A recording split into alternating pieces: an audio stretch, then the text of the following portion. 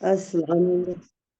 الحمد للہ رب العالمین، صلاۃ والسلام علی رسول النبی الکریم وعلی آلہ واصحابہ اجمعین۔ الحمد للہ الذی ہدانا لہذا وما كنا لنہتدی لولا ان ہدانا اللہ۔ رب اشرح لی صدری ویسر لی امری واحلل عقدۃ من لسانی یفقہوا قولی، آمین یا رب العالمین۔ آج ہم نے سورہ یوسف پڑھنی ہے، اور آپ نے بھی اس کو کئی دفعہ پڑھا ہوگا ماشاءاللہ، لیکن آج ہم اس کو جس نقطہ نظر سے پڑھیں گے اور آپ سمجھیں گے، آپ سوال کریں، چیزوں کو بڑا کلیئر کر لیں۔ یہ صرف ایک کہانی نہیں ہے، بڑے بڑے اس میں سبق ہے۔ اس کی بات ہم کریں گے جہاں یہ موقع آئے گا۔ تو سورہ یوسف پہلے نازل کیوں ہوئی؟ اس کی وجہ نزول کیا ہے؟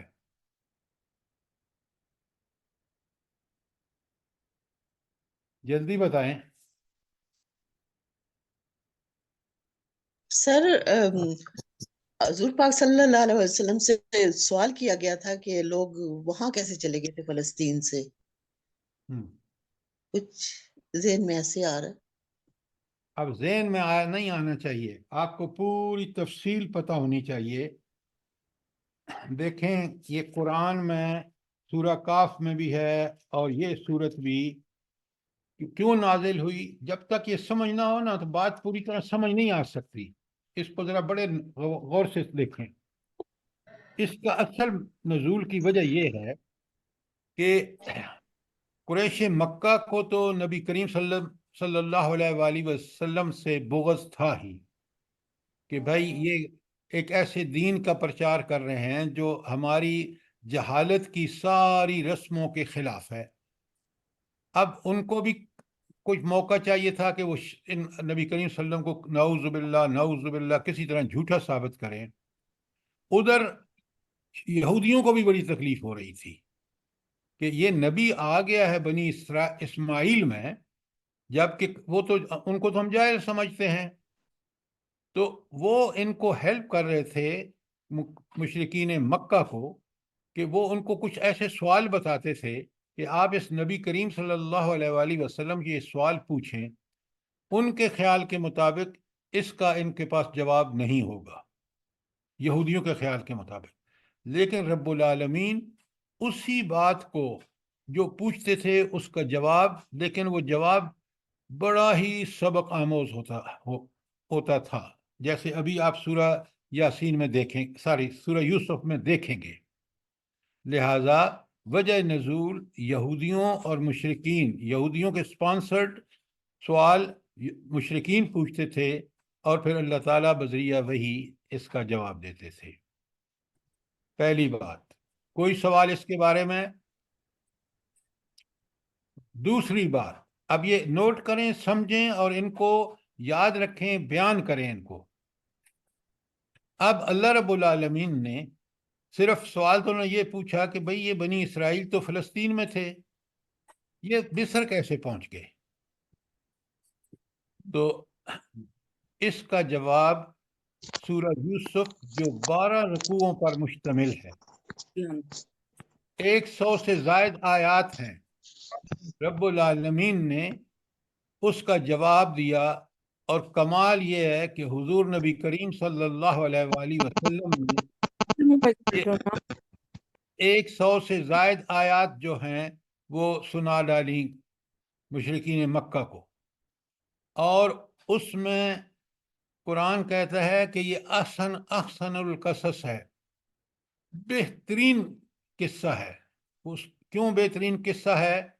آپ سے پہلے سوال کروں گا، پھر میں جواب دوں گا جب یہ آیت آئے گی۔ تو پہلی بات یہ ہے کہ یہ ان کے جواب میں نازل ہوئی، اور جب نازل ہوئی تو اللہ رب العالمین نے قصہ یوسف کو بالکل چسپاں کر دیا۔ کس پر چسپاں کر دیا؟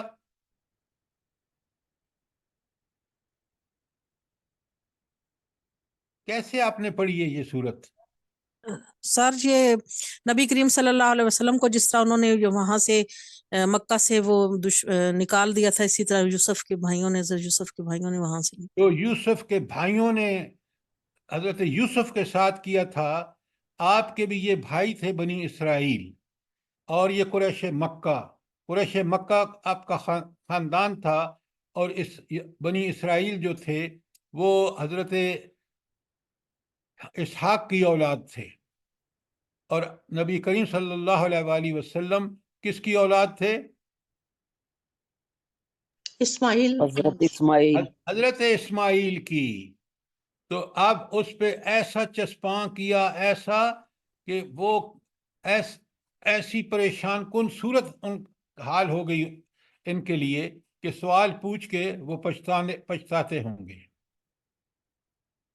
اچھا، اس میں ایک نبی کریم صلی اللہ علیہ وآلہ وسلم کے لیے خوشخبری بھی ہے، وہ کیا ہے؟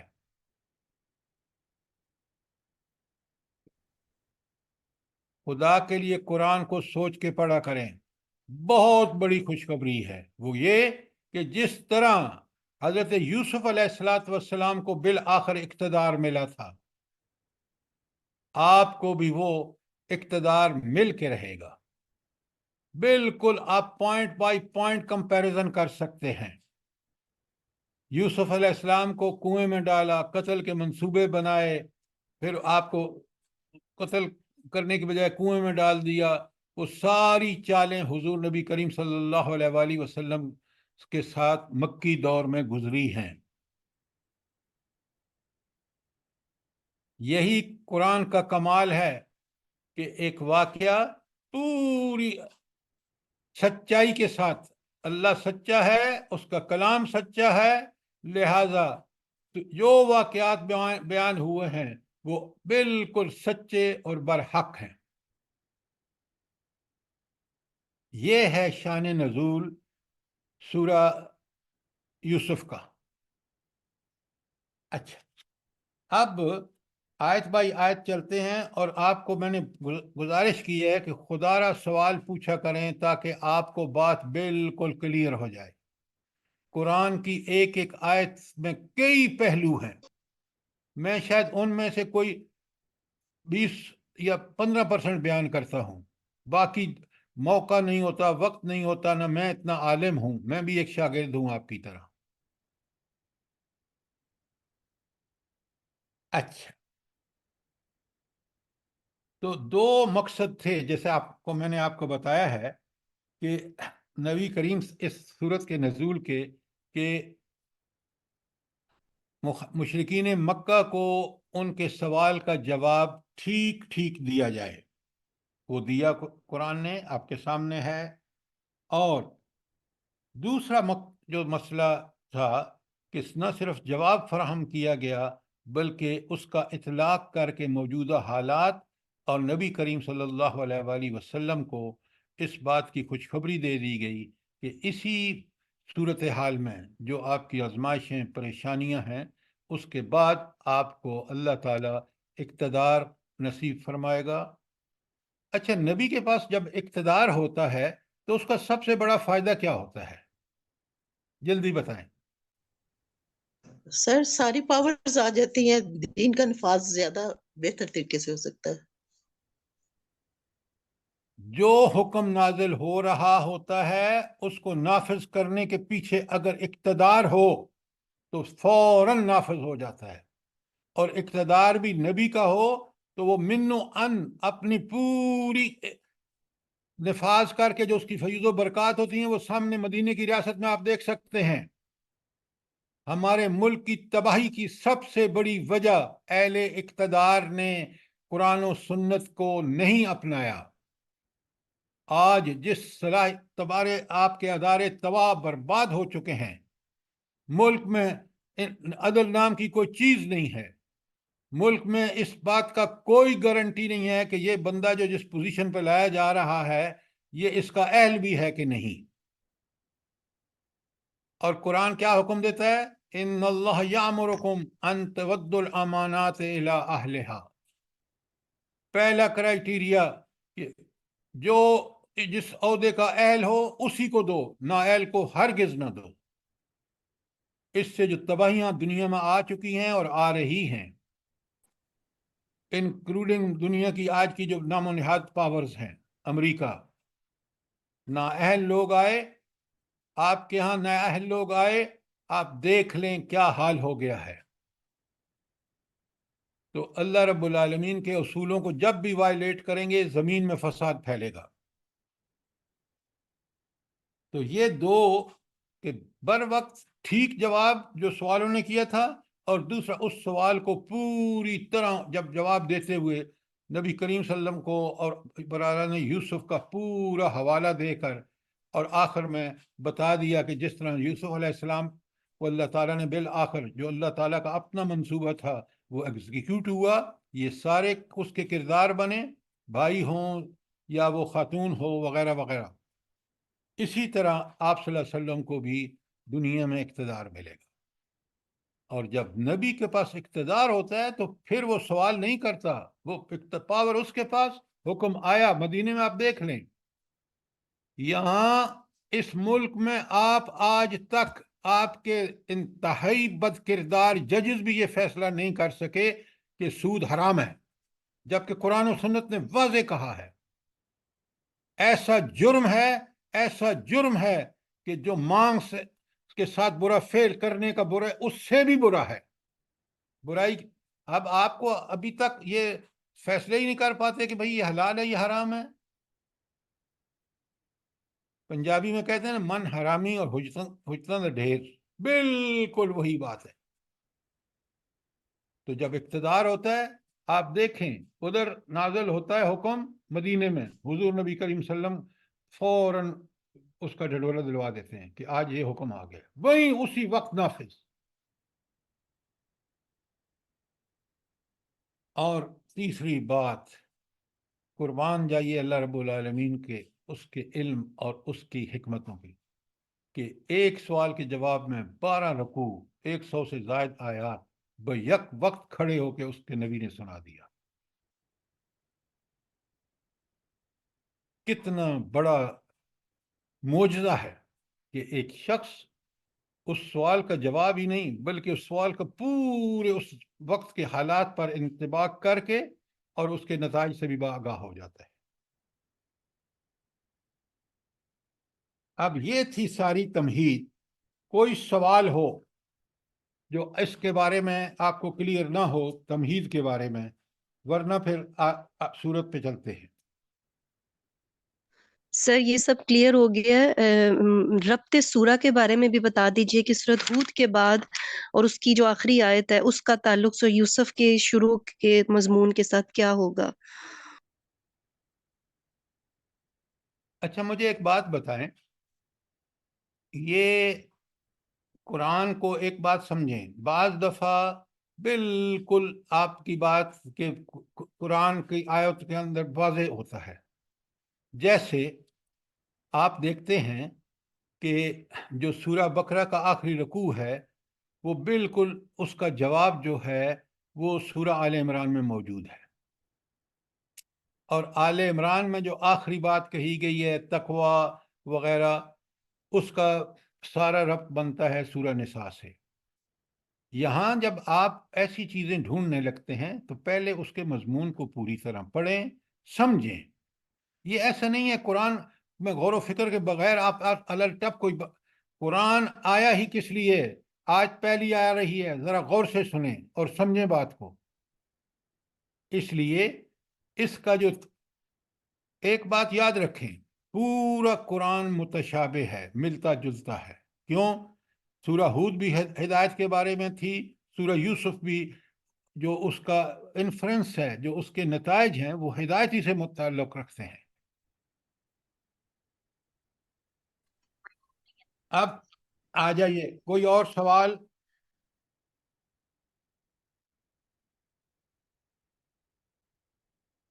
صاحب حکم کے بارے میں سوال، یہ پوائنٹ ہے کہ جس طرح حکم آیا شراب منع ہو گئی، پردے کا حکم آیا تو عورتوں نے پردہ کرنا شروع کر دیا۔ آپ اس بات کو چھوڑ دیں، میں نے بات بتا دی ہے، اقتدار آپ کے پاس تھا، صورت آئی وہ نافذ ہو گئی، حکم آیا وہ نافذ ہو گیا.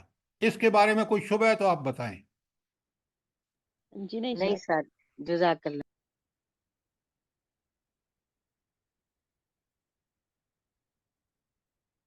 اب میں آپ کو پہلی آیت سے ہم شروع کرتے ہیں. میں آپ سے سوال کروں گا, آپ مجھ سے سوال کریں گے. بسم اللہ الرحمن الرحیم. الف لام را. یہ تو ہو گئے حروف مقطعات. حروف مقطعات کا جو سمپل آنسر ہے وہ یہ ہے, اس کا کوئی معنی پڑھنے کا کوئی چکر نہ کریں. عرب اس وقت اپنے کلام کا آغاز انہی حروف مقطعات سے کرتے تھے.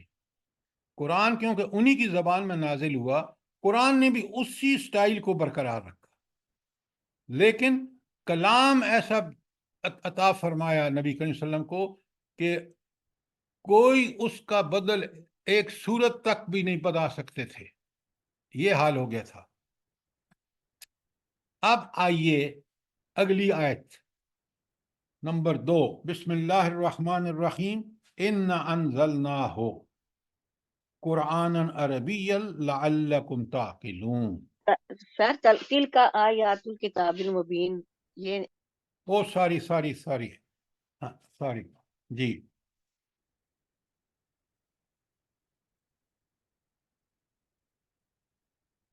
تلک آیات الکتاب المبین. اب ذرا پہلے تو آپ مجھے یہ بتائیں کہ بالکل آپ نے ٹھیک کہا, پہلے میں یہ چھوڑ گیا تھا, یہ آیات ہیں کتاب مبین کی. اچھا, اب سب سے پہلے تو آپ مجھے یہ بتائیں کہ کتاب مبین کا لفظ جو ہے, ہاں تلک آیات الکتاب المبین, تلک تو وہ اور مؤنث کے لیے ہے, آیات پھر کتاب پھر مبین. ہم تینوں چیزوں کو کلیئر کرتے ہیں کہ آیت کا قرآن میں کیا معنی ہوتا ہے. بتائیں جلدی سے. سر نشانیاں بھی, معجزے بھی, اور اللہ کے احکامات بھی. اچھا, اب لکھیں نمبر 1. آیت کا ایک معنی ہے کلام الہی, وہ اسی آیت میں ہے تلک آیات الکتاب المبین. یہ قرآن کتاب کی آیات ہیں, یعنی کلام الہی ہے. نمبر 2, آیت بامانی عبرت و استدلال.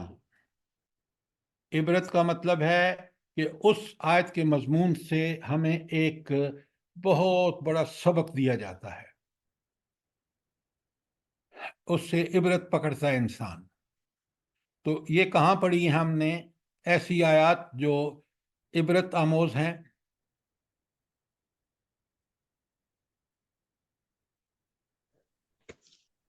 اللہ کے سورۃ اعراف میں. اللہ کے بندوں, ابھی آپ نے سورہ پڑھی ہے ہود, اور اس میں عبرت والی آیات نہیں ہیں جو بتاتی ہیں کہ ان قوموں کا جو اللہ کے نبی کی نافرمان ہوئی, اللہ نے مہلت دی, پھر اللہ نے ان کے ساتھ کیا کیا, تباہ و برباد کر دیا.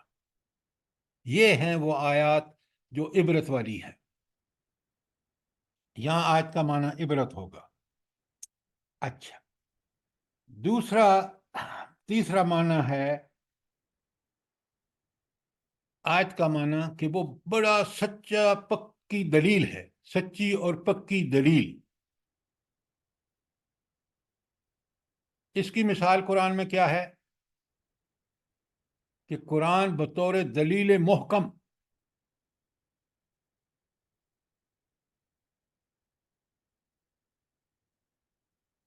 آپ بڑے غور سے سنیے. دیکھیں نا, اگر ہمیں آیتی کا پتہ نہیں, جو قرآن میں سب سے زیادہ لفظ آیا ہے, آیت دلیل کے معنی میں قرآن نے توحید کے دلائل دیے ہیں نہیں دیے؟ جلدی بتائیں. جی سر. اس کے لیے دلائل باقاعدہ دیے ہیں قرآن نے کہ اللہ واحد کیوں ہے, اللہ کی صفات کیوں یکتا اور بالکل تنہا ہے. قرآن نے دلائل دیے ہیں نہیں آخرت کے. जी सर, जी सर। تو وہ آیات وہ دلائل ہیں، اور قرآن نے توحید، رسالت، آخرت، قرآن کے بارے میں بھی دلائل دیے ہیں۔ اور چوتھا معنی اس کا ہے مادی معجزہ، یعنی ایسا معجزہ جو صاف نظر آتا ہے آنکھوں سے۔ حضرت یوسف کا حضرت موسیٰ علیہ السلام کا ڈنڈا، آپ کا ہاتھ، اور حضرت عیسیٰ علیہ السلام کا مردے کو زندہ کر دینا اپنی آنکھوں سے آپ دیکھ سکتے ہیں۔ یہ ہیں آیت کے معنی جو قرآن میں بیان ہوئے ہیں۔ کوئی سوال؟ آگے آتا اللہ تعالیٰ فرماتے ہیں آیت نمبر 1 میں، آیت تو ہم نے سمجھے، الکتاب المبین۔ مبین کا مطلب ہے کھول کھول کر بات کو بیان کرنے والی۔ اچھا، کتاب کا مطلب کیا ہوتا ہے بھلا؟ قرآن کو کتاب کہا گیا ہے نا، کتاب المبین ہے، تو کتاب کیا چیز ہوتی ہے؟ سر احکامات جو نازل فرماتے ہیں اللہ تعالیٰ۔ ڈاکٹر صاحبہ آپ ایسی بات نہ لکھی ہوئی چیز، لکھی ہوئی چیز، لکھی ہوئی چیز، ویری گڈ، ایکسیلنٹ۔ وہ چیز جو لکھ کے پیش کی جائے۔ نبی کریم صلی اللہ علیہ وآلہ وسلم پر جب وحی نازل ہوتی، آپ فوراً بلاتے اور لکھوا کر اس کو محفوظ کر دیتے۔ یہ پہلا کتاب کا، قرآن کا کتاب ہونے کا ثبوت ہے۔ دوسرا، یہی قرآن لوح محفوظ میں لکھا ہوا موجود ہے۔ یہ دوسری دلیل ہو گئی کس کی؟ کہ قرآن ایک کتاب ہے۔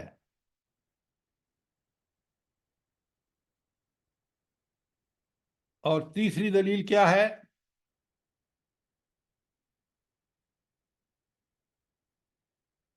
کہ مبین سر، جب نہ مبین کہا بات کر رہے ہیں، مبین الگ ہے، کتاب کیوں کہلاتی ہے؟ جب حرف سے حرف جوڑ کے لکھ کے آپ کو مرتب کرتے ہیں تو قرآن اسی طرح لکھ کر مرتب کیا گیا ہے، لہذا قرآن کتاب ہے۔ اب آ جائیے مبین، آخری اس آیت کا لفظ ہے کہ قرآن کتاب مبین ہے۔ ہاں جی، مبین کا مطلب کیا ہے؟ بہت اہم ہے۔ کیوں کہ یہ قرآن کا نام کتاب مبین ایک جگہ نہیں، کئی جگہوں پہ آیا ہے۔ کیوں آیا ہے بلا؟ کہ قرآن کو کہتے ہیں، کھول کھول کے بیان کرتا ہے، اپنا مداح کھول کھول کے بیان کرتا ہے۔ ہاں، ایک تو بات آپ کی یہ ٹھیک ہو گئی، اور کیا بات ہے مبین کے حوالے سے؟ سر اس میں کوئی شک نہیں ہے، یعنی محکم ہے، صحیح ہے، ثبوت۔ دوسری بات ہو گئی، پھر روشن کتاب۔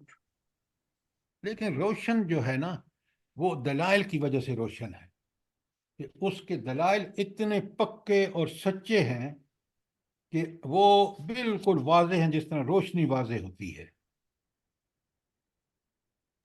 سر یہ شریعت کی حدود اور ان تمام امور کو بیان کرنے والی کتاب جو بنی نوع انسان کی زندگی میں پیش آتے رہتے ہیں۔ سر چیزیں بار بار ریپیٹ ہوئی ہیں، ایک ایک لفظ میں جس چیز کی کو حفاظت کا سنیں ذمہ بڑے غور سے، جس چیز کو بھی قرآن نے بیان کیا ہے، اس کو بیان کرنے کا حق ادا کیا ہے، مثالوں سے سمجھایا ہے، بات کو پلٹ پلٹ کے الفاظ کی تبدیلی کے ساتھ دوسرے انداز میں سمجھایا ہے۔ تو مبین صیغہ ہے مبالغے کا۔ جو کتاب اپنے بیان کرنے کا حق ادا کر دے، وہ کتاب مبین ہے۔ لہذا اس معنی میں قرآن کتاب مبین ہے کہ قرآن نے اس کے بیان کرنے کا حق ادا کر دیا ہے، کوئی کسر نہیں چھوڑی، مثالوں سے سمجھایا، بار بار پھیر کے بات کو سمجھایا، تصریف کہتے ہیں اس کو، صحیح لفظ اس کے لیے ہے۔ تو یہ قرآن جو ہے یہ کتاب مبین ہے۔ کوئی سوال، کوئی چیز کلیئر نہ ہوئی ہو؟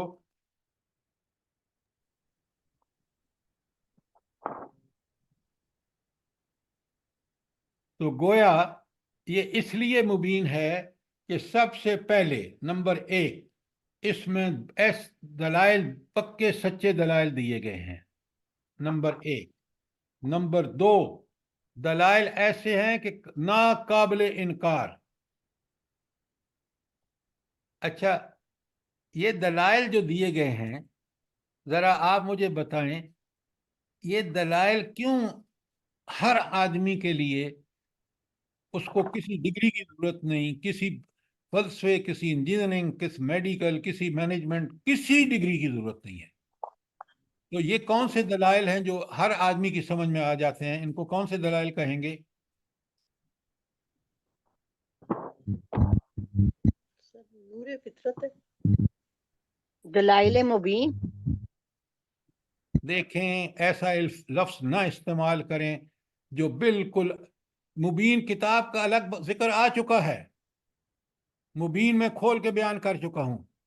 یہاں میں نے سوال کیا ہے آپ سے کہ یہ کتاب جو ہے یہ مبین ہے، نمبر 1 کہ اس کے دلائل ناقابل انکار ہیں، اور دوسری بات جو میں نے ابھی آپ کو بتانی ہے جس کو آپ سمجھیں بڑے غور سے، یہ دلائل فطری ہیں، انسان کی فطرت کے اندر یہ چیزیں موجود ہیں۔ تو دلائل جب دل کے اندر موجود ہے، وہ دلیل سامنے آتی ہے، انسان فوراً اس پہ صاد کر دیتا ہے کہ ٹھیک ہے، بالکل صحیح بات ہے۔ قرآن کہتا ہے سنیں، سمجھیں بات کو، عام آدمی بالکل اس سے دلائل سے بالکل حق تک پہنچ جاتا ہے۔ سنیں غور سے، اللہ تعالیٰ فرماتے ہیں کہ یہ کتاب آپ کو وہ احکام دیتی ہے جن کو 2 قسم کے احکامات ہیں۔ ایک کہ پہلا حکم کیا ہے؟ یہ کام کرو۔ آپ مجھے بتائیں، کیا انسان کی فطرت کے اندر بھلائی کرنا اللہ تعالیٰ نے رکھ نہیں دیا؟ بتائیں نا۔ جی رکھا۔ بھلائی کو پہچانتا بھی ہے، بھلائی اس کو پسند بھی ہے۔ اللہ نے حکم بھی دلائل بھی وہی ہیں جو انسان کی اسی فطرت کو اپیل کرتے ہیں۔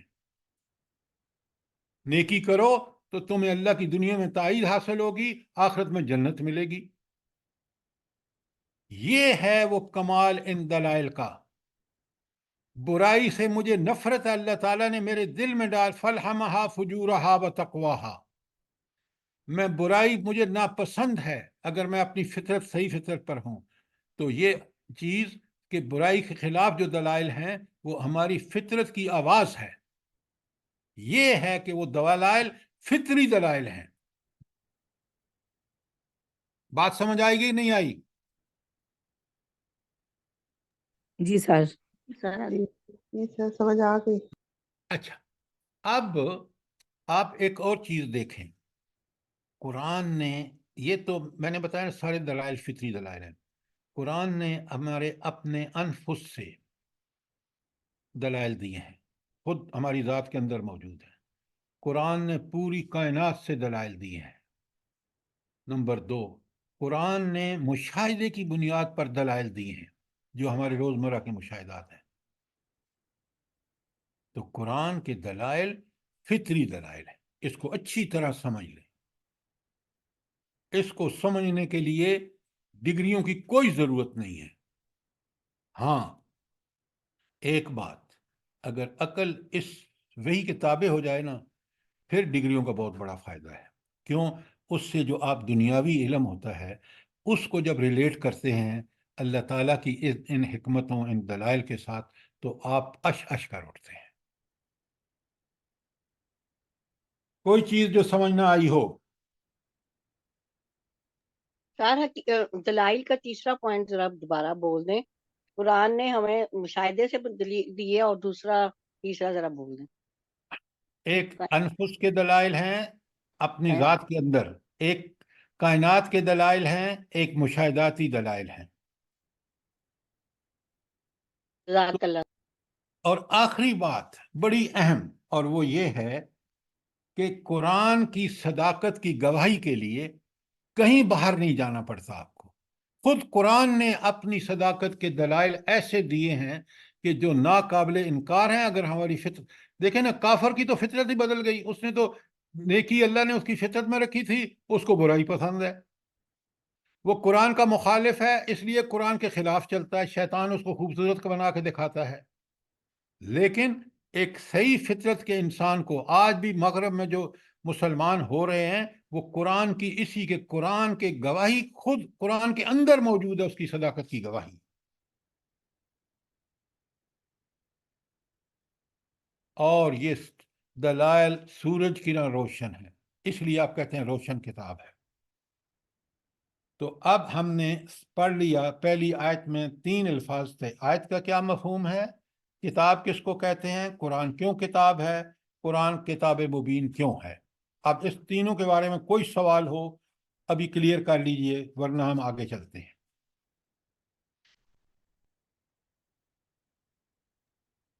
سر میرا ایک سوال ہے کہ یہ جی جو مبین ہے، اس میں جی یہ بھی آ سکتا ہے کہ قرآن کہیں بھی اپنے مین جو مدعا ہے، یعنی انسان کی ہدایت، اس سے ہٹتا نہیں ہے. یعنی تھرو آؤٹ اس کی جو تھیم ہے وہ یہی رہتی ہے کہ انسان کی ہدایت.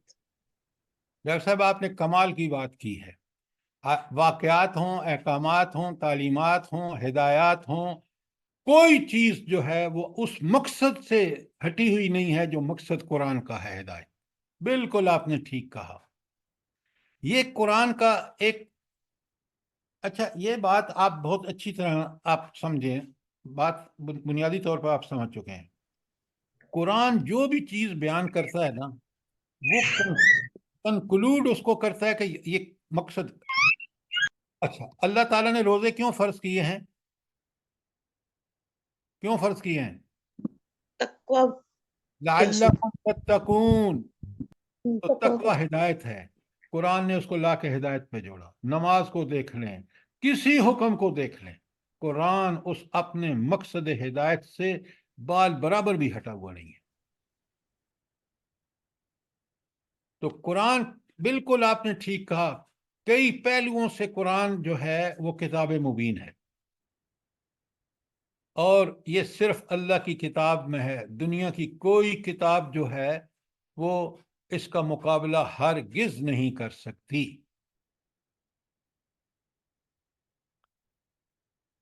اچھا، اگر اور کوئی سوال نہیں ہے تو اچھا، ایک اس نے دونوں پہلوؤں سے، پازیٹیو اور نیگیٹو، پازیٹیو کو کہتے ہیں ایجابی اور نیگیٹو کو کہتے ہیں منفی پہلو. اچھا، قرآن نے منفی پہلو سے بتا دیا کہ نمبر 1 لا ریب فیہ، دوسرا سورہ کاف میں وَلَمْ يَجْعَلْ لَهُ عِوَجًا، قرآن میں اللہ تعالیٰ نے ذرا برابر بھی کجی نہیں رکھی. یہ تو ہو گیا نیگیٹو سے کہ یہ چیزیں اس میں نہیں ہیں، نہ اس میں کوئی شک ہے، نہ اس میں کوئی وہ ہے ٹیڑھ. اور اس کا پہلو ایجابی پہلو پازیٹیو کیا ہے؟ فیہا کتبن قیمن، اس میں بالکل صاف صاف احکامات دیے گئے ہیں. آپ دیکھیں کہ ان 2 آیتوں کے ان ٹکڑوں میں قرآن نے کیا کمال اللہ تعالیٰ نے بیان فرما دیا ہے چند حروف میں. اس پہلو سے جب قرآن پڑھیں تو غور کیا کریں. اب چلتے ہیں آیت نمبر 2 میں، اگر کوئی سوال نہیں ہے. اِنَّ أَنزَلْنَاهُ قُرْآنًا عَرَبِيًّا، بے شک ہم نے یہ قرآن نازل کیا ہے قرآن عربی. کس لیے؟ لعلکم تعقلون، تاکہ تم اس کو سمجھو. کل میں نے آپ کو ایک ڈاکٹر غلام مرتضیٰ اللہ تعالیٰ ان پہ رحمت کرے، ان کی ایک لیکچر بھیجا ہے. سب کو مل گیا ہے؟ جی سر، سن لیا. آپ نے سنا ہے اس کو؟ جی سر سنا. کیا اس میں کیا خاص بات کیا ہے؟ تلاوت کا مفہوم انہوں نے سمجھایا کہ تلاوت یہ نہیں ہے کہ آپ قرآن کی وجہ سے 10 نیکیاں، لوگ کہتے ہیں کہ ایک لفظ پڑھ لیا ہر حرف کے اوپر جو ہے 10 نیکیاں، بلکہ قرآن کا یتلو کا مطلب ہے پیچھے پیچھے آنا، فالو کرنا، اور اس کے سمجھ کر اور اس کے اوپر عمل کر کے قرآن کو حق تبھی ادا ہو سکتا ہے جب ہم سمجھ کر پڑھیں گے اور عمل کریں گے. جزاک اللہ. قرآن تلاوت کا مفہوم اور پھر وہ ایک حدیث وہاں انہوں نے بیان کی ہے نسائی کی. اس حدیث میں انہوں نے کہا ہے کہ رسول اللہ صلی اللہ علیہ وآلہ وسلم نے فرمایا کہ ایک آیت کو پڑھ کے سمجھ کے اس پر عمل کرنا 100 رکعت نفل سے زیادہ بہتر ہے. سر یہ کون سے گروپ میں آپ نے بھیجا ہے؟ اسی گروپ میں جس میں قرآن سارے گروپ کو بھیجی ہے. سر یہ وہی باتیں ہیں جو ہر ایک منٹ عجائب، یہ ذکیہ مبین صاحبہ ہیں وہاں اس میں گروپ میں؟ کیونکہ لوگ کہہ رہے ہیں ہمیں نہیں ملی. جس کو نہیں ملی وہ اپنا واٹس ایپ نمبر عجائب کو بھیج دے، ابھی آپ کو مل جائے گی. اچھا، اب اس آیت میں جو میں نے آپ کے سامنے پڑھی ہے، ان انزلناہ قرآنا عربیا لعلکم تعقلون، یہ عربی قرآن ہم نے اس لیے نازل کیا ہے تاکہ تم اس کو سمجھو. یہ تو ہو گیا مفہوم. اس آیت میں سب سے پہلا اور اہم لفظ کیا ہے جو ہمیں سمجھنا چاہیے؟ کہ اس قرآن کو اللہ تعالیٰ نے نازل کیا. اللہ تعالیٰ کہہ رہے ہیں یہ میں نے نازل کیا ہے، یہ میرا قرآن ہے. نازل کرنا. عربی. انزلناہ، سمجھو. آپ نے بالکل ٹھیک کہا. یہ کس نے نازل کیا ہے؟ یہ اصل بات ہے. وہ جو میرا مالک، خالق، رازق، حاکم، اس کے احکامات ہیں، اس نے نازل فرمایا ہے. نمبر 1. نمبر 2، جس طرح دنیا میں اس نے میرے جسم کی ہر ضرورت زمین سے پیدا فرما دی ہے، ہر قسم کے وٹامنس، ہر قسم کے جو جسم کی ضرورت ہے، بالکل اس طرح تمہاری روحانی ضرورتوں کا رب جو ہے اس نے اس کے لیے کیا اہتمام کیا ہے؟ کیا اہتمام کیا؟ عربین، قرآن قرآن عربی. قرآن بالکل بالکل. آپ کا روح سلامت، اور اس کا کیونکہ وَنَفَخْتُ فِيهِ مِن رُوحِي، یہ روح اللہ تعالیٰ نے اپنی طرف سے پھونکا ہے. اس کا تعلق جب تک آپ اس کی خوراک وہی علم وہی سے نہیں دیتے، اس کا اللہ تعالیٰ سے تعلق قائم نہیں ہوتا. اور جو سب سے بڑی بات ہے نا، اگر آپ کے اندر وہ روحانی طاقت آ گئی ہے اس قرآن وحی کی غذا سے، قرآن و سنت کی غذا سے، اب ہر برائی کا مقابلہ کر سکتے ہیں. بڑی سے بڑی برائی جو اتنا بڑا نفع ہو اس کو بھی آپ چھوڑ سکتے ہیں، کیونکہ آپ کے اندر آپ کی روح اتنی طاقتور ہوتی ہے کہ وہ جسم پر کنٹرول اس کا ہے. اور جب یہ روحانی طاقتور ہوتی چلی جاتی ہے قرآن و سنت سے، تو آدمی کا نفس مطمئنہ بن جاتا ہے. نیکی کر کے ہی اس کو مزہ آتا ہے. اور جب وہ یہ روحانی طاقت کمزور ہوتی ہے، جیسے آج آپ دیکھ رہے ہیں ہمارے حکمرانوں کی، ہمارے ججوں کی، ہمارے ہر آدمی کی ہے فار دیٹ میٹر، تو فساد کتنا پھیل رہا ہے. انزلناہ، بڑی کمال کی بات اللہ تعالیٰ نے، بڑا احسان ہے اللہ کا. قرآن عربین، قرآن عربی زبان میں ہے. اس کی دلیل مجھے قرآن سے دی ہے کہ قرآن نے کیوں عربی زبان میں ہے. کیوں؟ مشرکین مانتے نہیں تھے، اس لیے اللہ تعالیٰ نے دلیل دی کہ یہ تمہاری ہی زبان میں بیان زبان عربی. اب آپ قرآن کو سمجھ کے پڑھیں نا. میری بات غور سے سنیں. قرآن کہتا ہے کہ ہم جس نبی کو جس قوم کی طرف بھیجتے ہیں اسی کی زبان جو ہے وہ اسی زبان بولتا ہے، تاکہ وہ اعتراض نہ کر سکیں کہ بات ہماری سمجھ میں نہیں آ رہی. لہذا سورہ بقرہ میں اس کے متعلق جی، تو قرآن مجید جو ہے وہ عربی زبان میں اس لیے نازل ہوا کہ نبی کریم صلی اللہ علیہ وسلم عربی تھے، جس قوم کو انہوں نے خطاب کرنا تھا وہ عربی تھی، تو اسی کی زبان میں قرآن نازل ہوا ہے، نمبر 1۔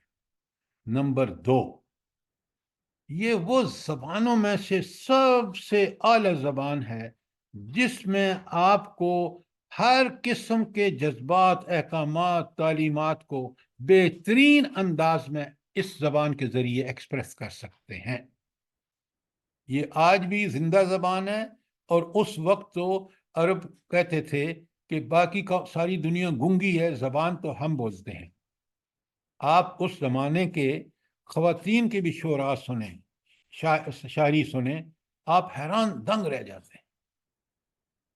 میں آپ سے ایک پیس آف لٹریچر ہے اور ہمیں اور آپ کو پڑھنا چاہیے، وہ جو خاتون بیان کرتی ہے نا سیرت نبی کریم صلی اللہ علیہ وآلہ وسلم کا حلیہ، کون سی خاتون ہے وہ؟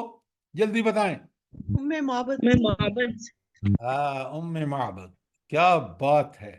ذرا اس کو پڑھیں، اور آج دنیا کی کوئی کتاب اٹھا لیں کہ اس کے مقابلے کا وہ بیان کر سکتی ہو جیسے اس نے نبی کریم صلی اللہ علیہ وآلہ وسلم کی سیرت بیان کی ہے، شکل و صورت بیان کی ہے۔ قرآن کے کمالات بڑے ہیں۔ تو یہ ہے قرآن عربی لعلکم تعقلون، یہ بڑی اہم بات ہے تاکہ تم اس کو سمجھو۔ اچھا، تو سمجھنے کا کیا مطلب ہے؟ صحیح بتائیے۔ تاکہ عمل کر سکو اس پر، عمل کر سکیں اس پر۔ اور اپنی یہ زندگی گزارو۔ سنیں میری بات بڑے غور سے، بالکل آپ نے ٹھیک کہا۔ تم یہ سمجھو کہ دنیا میں اس سے بہتر تعلیمات نہیں ہو سکتی، ان ایسے برحق احکامات نہیں ہو سکتے، اس سے پکے اور سچے واقعات اور کہیں نہیں ہو سکتے۔ لہٰذا اس بات کو سمجھو کہ یہ کتاب دنیا کی عظیم ترین کتاب ہے، اس کا کوئی مقابلہ نہیں ہے۔ خود اللہ رب العالمین کہتے ہیں فضل کلام اللہ علی سائر الکلام، اس قرآن کی فضیلت باقی ساری کتابوں پر ایسی ہے کفضل اللہ تعالی علی خلقہ، جیسے خود اللہ تعالیٰ کو فضیلت حاصل ہے پوری مخلوق پر۔ انسانی کلام اللہ تعالیٰ کے کلام کے مقابلے میں کوئی حیثیت نہیں رکھتے، بڑی بات ہے۔ اور اس کو جب آپ سمجھیں گے، آج دنیا اس لیے سسک رہی ہے، مسلمان اس لیے ذلیل اور رسوا ہے کہ اس نے اس عظیم کتاب کو سمجھا ہی نہیں کہ اس کے اندر جو نظام دیا گیا ہے زندگی گزارنے کا، وہی بہترین نظام ہے۔ تو سمجھو گے اور سمجھ کے اس نتیجے پہ پہنچو گے، پھر اس کتاب سے تم ہٹو گے نہیں، زندگی کے ہر معاملے میں حل یہاں سے مانگو گے۔ آپ یقین مانیں، یہ ہے قرآن کو سمجھنا۔ میں حیران ہوا، ایک پروگرام ہوا امریکہ میں، MSA کا، مسلم association of United States and Canada کا، تو اس پروگرام کے فوراً بعد ایک کالا مسلمان میرے پاس آیا، قرآن اٹھائے ہوئے، ذرا دیکھیں جن کو قرآن کی قدر ہے نا۔ اس نے کہا مجھے یہ آیت کہیں ڈھونڈ کے بتاؤ کہ میری بیوی اسلام نہیں لا رہی، میں اس کی منتیں کر رہا ہوں، وہ پھر بھی نہیں مانتی، تو قرآن اس کے بارے میں کیا کہتا ہے؟ کیوں؟ اس نے سمجھ لیا تھا کہ حکم یہاں سے لوں گا تو دنیا اور آخرت کا بھلا۔ ہم بڑے بڑے فیصلے قرآن کو پس پش ڈال دیتے ہیں، کتنا بڑا ظلم ہے۔ اس لیے کہ ہم اس قرآن کے نظام کو، اس کے احکامات کو، اس کی تعلیمات کو، اس کی حقائق کو دیکھیں۔ ابھی قصہ یوسف جو قرآن نے بیان کیا، میں آپ کے سامنے کھولوں گا تو آپ حیران رہ جائیں گے۔ قرآن اس کو احسن القصص کہتا ہے، یہ بہترین قصہ اور واقعہ ہے۔ کیوں ہے؟ ذرا اس کو کل پڑھ کے آئیے گا تاکہ پھر آپ پارٹیسپیٹ کر سکیں، سوالوں کے جواب دے سکیں، جو میں بتاؤں وہ پوری طرح سمجھ سکیں کہ اس کو اصل۔ دیکھیں نا، قرآن نے اور بھی واقعات بیان کی ہیں، किससे भी बयान की हैं। इसको क्या कहा है? अहसनुल कसस, बेहतरीन। अच्छा, तो अब आपको लअल्लकुम ताकिलून का मतलब समझ आ गया कि नहीं आया? देखिए ना, अगर जी हम सर। समझ आ गया होता ना तो हम बिल्कुल, मैं और आप बड़े क्लियरली समझते कि ये है वो किताब कि जिसको समझकर मैं इसको समझकर इस पर अमल करूंगा, मेरी दुनिया भी बेहतर, मेरी आखिरत भी बेहतर। इसको छोड़ूंगा, सारे नबियों ने आके बताया, खुशखबरी ये दी कि इस पे अमल करो, दुनिया भी बेहतर और आखिरत भी। और डराया, धमकाया, तंबीहात दी, वार्निंग दी कि अगर इसको छोड़ोगे दुनिया में भी जिल्लत और आखिरत में जहन्नम। सर हम भी कुरान वही भी यही कह रहा है, अंबिया ने भी यही कहा। तो आप और मैं समझते हैं इस तरह इस किताब को? 75 साल हो गए हैं हमने इस कुरान को बिल्कुल नाउजुबिल्ला नाउजुबिल्ला नाउजुबिल्ला ऐसी किताब नहीं समझा जो इसका हक है कि हम इसके जरिए अपने उमूर सल्तनत चलाते, उमूर हुक्मरानी चलाते, उमूर कानून इसके तहत होता। आज जिल्लतों और पस्तियों की इंतहा देख लें। आप अपनी कोर्ट्स, हाई कोर्ट और सुप्रीम कोर्ट को देख लें, आप अपने हुक्मरानों को देख लें। ये सिर्फ और सिर्फ अल्लाह की मार है हमारे ऊपर इससे रूगर्दानी की वजह से।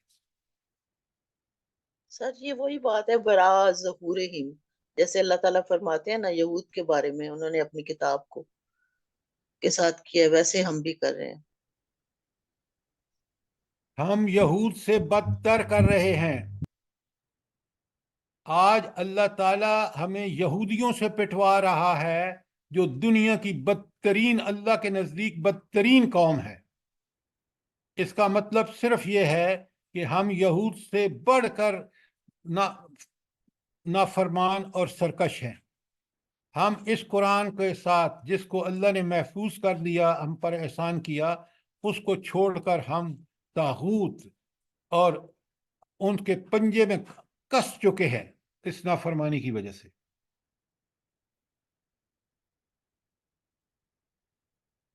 अब कोई सवाल हो आपका? आयत नंबर 2 बड़ी इंपॉर्टेंट है। इन्ना अंज़लनाहु कुरानन अरबिय्यन लअल्लकुम ताक़िलून। अच्छा, आप अब लिखें सूरह ज़ुखरफ की बिल्कुल आयत 3 है।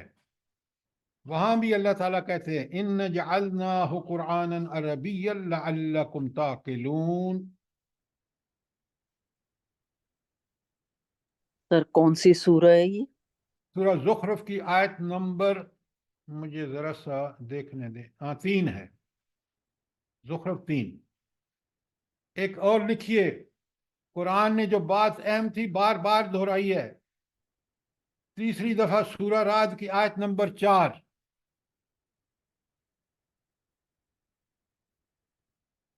सुने अल्लाह ताला क्या फरमाते हैं, इन्न फी ज़ालिका लआयातिन लिकौमिन याक़िलून। इस कुरान में निशानियां हैं किस कौम के लिए? जो अकल रखती हो।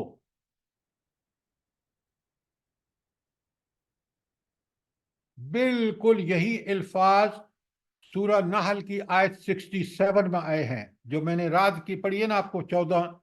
बिल्कुल यही अल्फाज सूरह नहल कुरान में 16 नंबर पर है, उसकी आयत 67 है, आयत 67।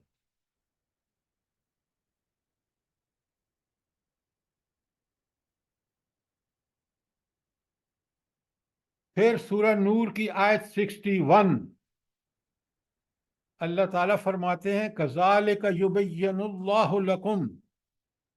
इसी तरह अल्लाह खोल खोल के तुम्हारे लिए बयान करता है लाआयात, अपनी निशानियां, अपने अहकामात। किस लिए? लअल्लकुम ताक़िलून, ताकि तुम इनको समझो।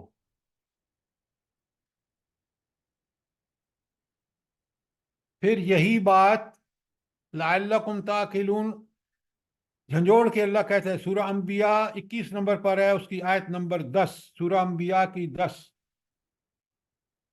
लक़द अंज़लना इलैकुम किताबन फीहि ज़िक्रुकुम, हमने ये कुरान, ये किताब नाजिल की है, इसमें खुद तुम्हारे बारे में याद दहानियां हैं। अफला ताकिलून, क्या तुम अकल से काम नहीं लेते? इससे बेहतर कोई झंझोड़ने का अंदाज नहीं हो सकता।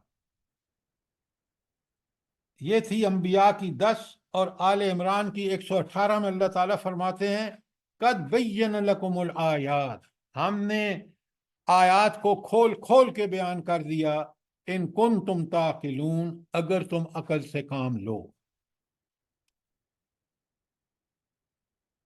अच्छा, अब आपको अंदाजा हो गया होगा कि कुरान किस कदर अल्लाह की दी हुई नेमत जो अकल और हवास हैं उनको इस्तेमाल करके हम अपने रब की अजमतों को पहचान सकते हैं।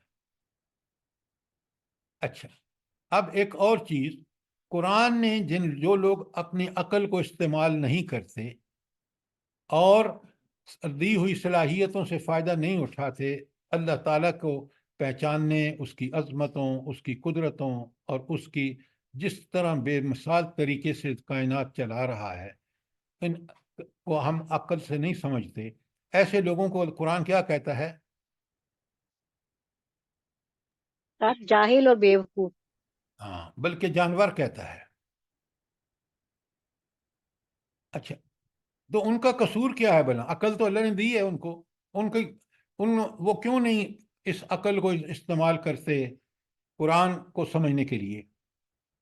वजह क्या है उनकी? हर शैतान की और अपने नफ्स की ख्वाहिशात पे चलते हैं। ये सब चीजें जो है ना, आप ऐसे कह देते हैं जैसी उड़ती उड़ी को।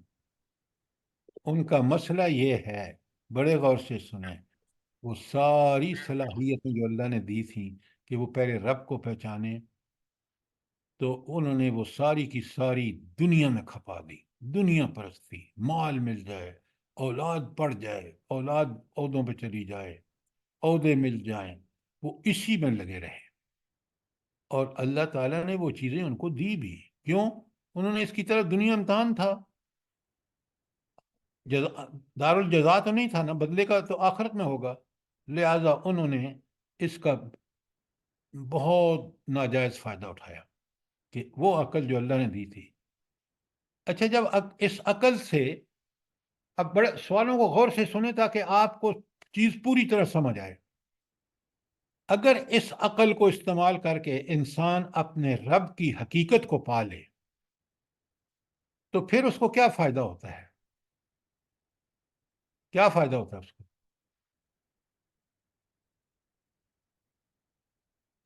वो अल्लाह का महबूब बंदा बन जाता है और जन्नत उसे आ जाती है। सर वो अपने अल्लाह को पा लेता है।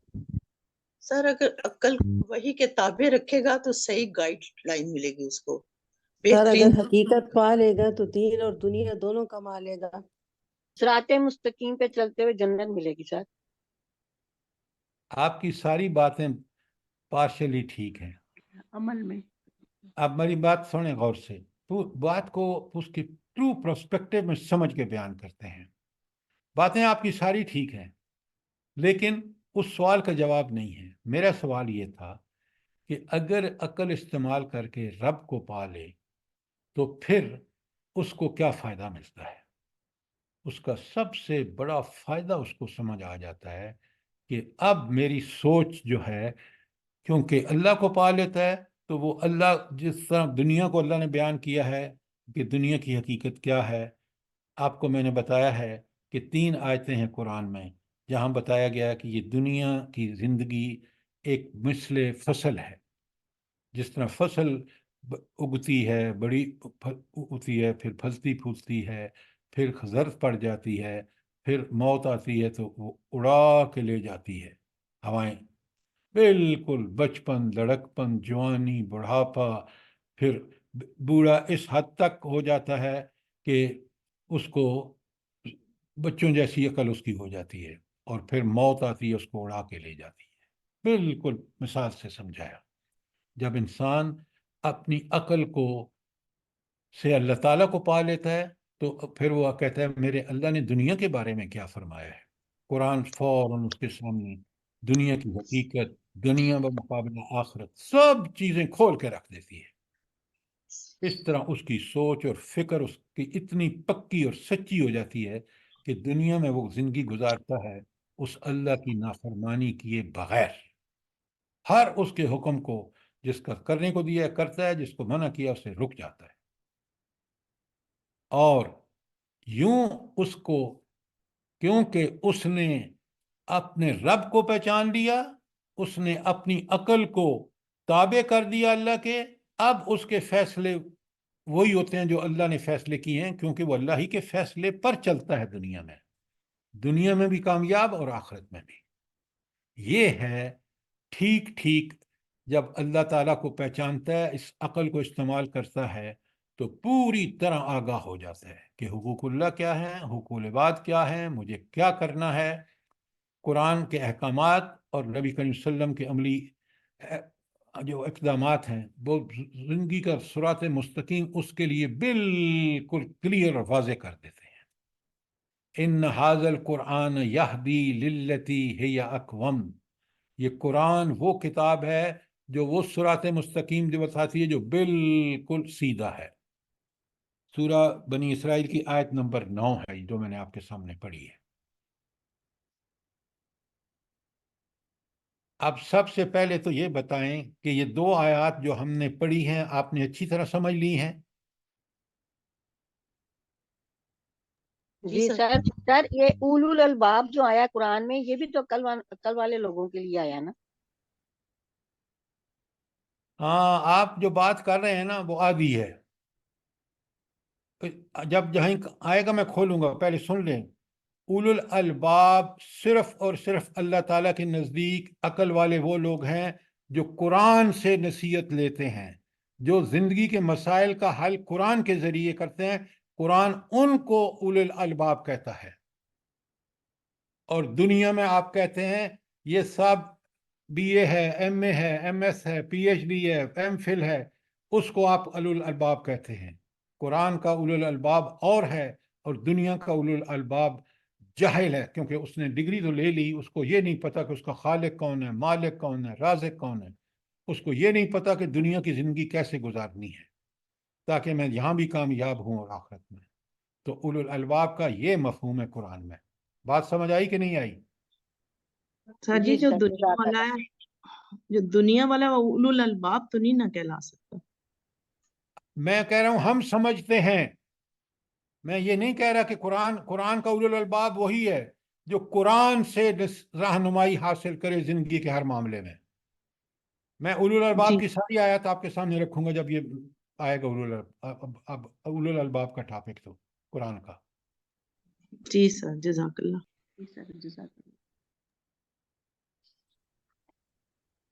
تو قرآن کو ہم اس طرح پڑھیں اور سمجھیں کہ ایک ایک لفظ، ایک ایک آیت، اس پوری آیت کا کیا مفہوم ہے، اس کی پہلو کون کون سے وہاں بیان ہوئے ہیں، تاکہ ہمیں بات سمجھ آئے۔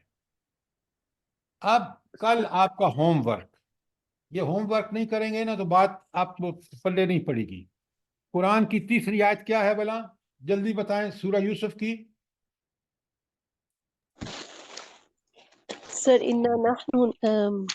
نحن نقص علیک احسن القصص بما، یہ والی اوحینا الیک ھذا القرآن، ھذا القرآن وان کنت من احسن قبل۔ القصص کیوں ہے سورہ یوسف؟ یہ کل آپ نے پڑھ کے آنا ہے اور میں نے آپ سے سوال کرنے ہیں، پھر میں آپ کو بتاؤں گا کہ یہ احسن القصص کیوں ہے۔ دیکھیں نا، آپ دنیا کے یہ جو افسانے اور ناول اور پتہ نہیں کیا کیا بکواس ہیں، یہ سارے آپ اس لیے پڑھتے ہیں کہ کمال کی سٹوری ہے اس افسانے میں، اس ناول میں، تو واہ واہ واہ۔ میں آپ کو کل بتاؤں گا کہ سورہ یوسف ان تمام سے بہت بڑھ کر ہے، جو سبق آموزی اس میں ہے، جو اس قصے میں انسان کے لیے ہدایت کے پہلو ہیں، وہ اتنے زبردست ہیں کہ یہ احسن القصص بن گئی ہے یہ سورہ یوسف۔ تو آپ سر نے جی پڑھ ان کے کی آنا۔ اپنی ایک کتنی پیاری دعا ہے خود حضرت یوسف علیہ السلام کی، رب کا داتنی من الملک ولم تنی من تعویل الاحادیث فاطر السماوات والارض انت ولی فی الدنیا والآخرہ توفنی مسلما والحقنی بالصالحین. جزاک اللہ. یہ ایک دعا ہی نہیں، پورا واقعہ پورا بالکل آپ ذرا کل پڑھ کے آئے نا، اور پھر کل انشاءاللہ. ہم اس کو پڑھیں اور سمجھیں کہ یہ کیوں احسن القصص ہے، تاکہ ہم اس قصے سے وہ اس کا جو بہترین پہلو ہے سمجھ کر ہم اپنی زندگیوں میں بھی اس کو نافذ کریں. ٹھیک ہو گیا؟ انشاءاللہ.